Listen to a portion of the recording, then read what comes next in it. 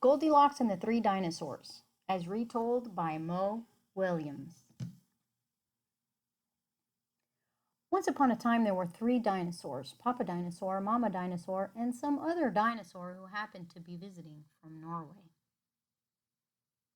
One day, for no particular reason, the three dinosaurs made up their beds, positioned their chairs just so, and cooked three bowls of delicious chocolate pudding at varying temperatures.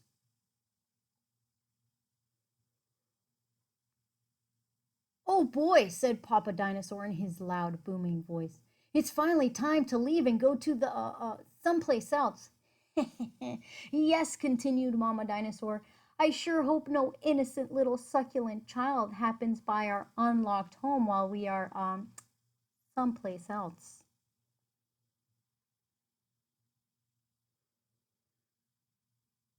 "Ha ha ha!" Then the other dinosaur made a loud noise that sounded like a big evil laugh, but was probably just some polite Norwegian expression. The three dinosaurs went someplace else and were definitely not hiding in the woods waiting for an unsuspecting kid to come by.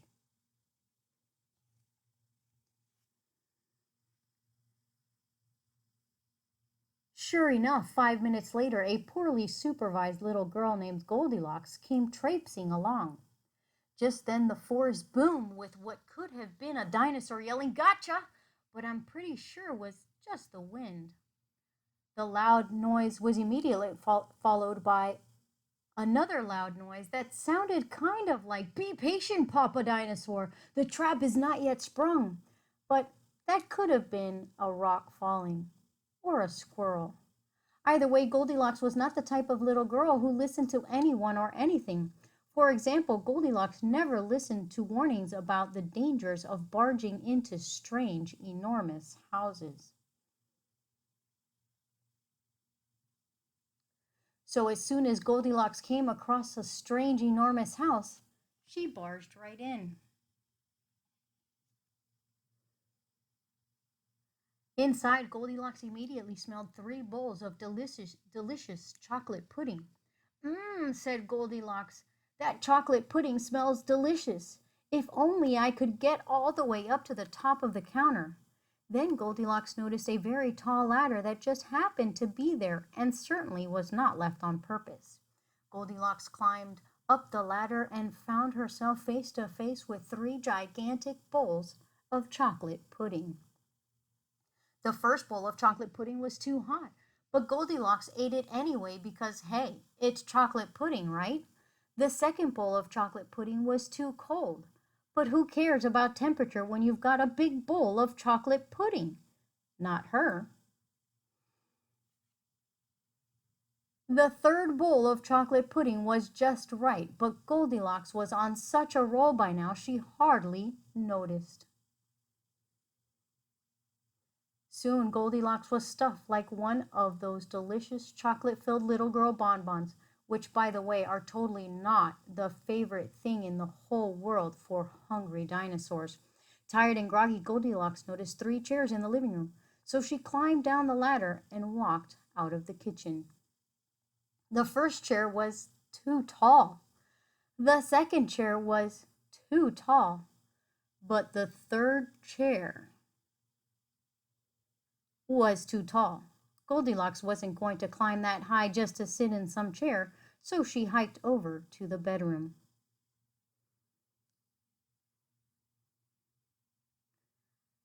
When she got there, Goldilocks noticed that the beds were also gigantically big. "What's going on around here?" groaned the exhausted girl. "The bears that live here must be nuts."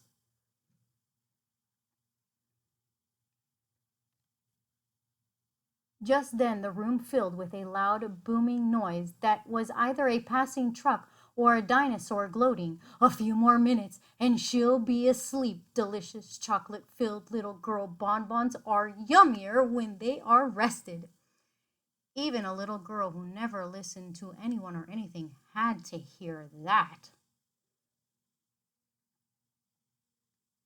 Goldilocks took a minute and stopped and think, which was longer than she was used to stopping and thinking.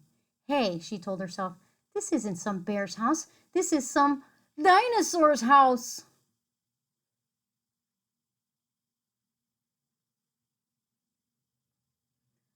Say what you like about Goldilocks, but she was no fool. As quick as she could, she ran to the back door and got out of there.